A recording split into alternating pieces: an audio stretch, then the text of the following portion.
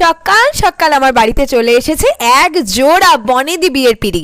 বনেদি বলছি কারণ এই পিঁড়িতেই বংশানুক্রমিকভাবে ওই পরিবারে বিয়ে হয়ে আসছে এবং প্রতিবারই তারা নতুন করে রঙিন কাগজ লাগিয়ে নেন।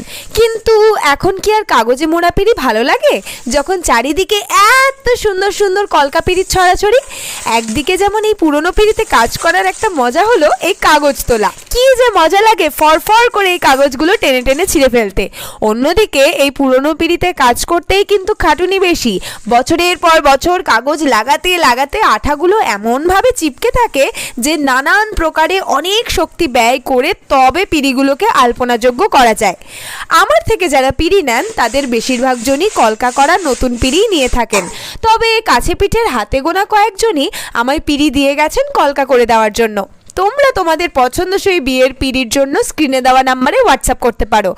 আচ্ছা বলো তো এই পিঁড়িটা কী রঙের করা যায়? তোমাদের বিয়ে হলে তোমরা কি রঙের পিঁড়ি পছন্দ করবে?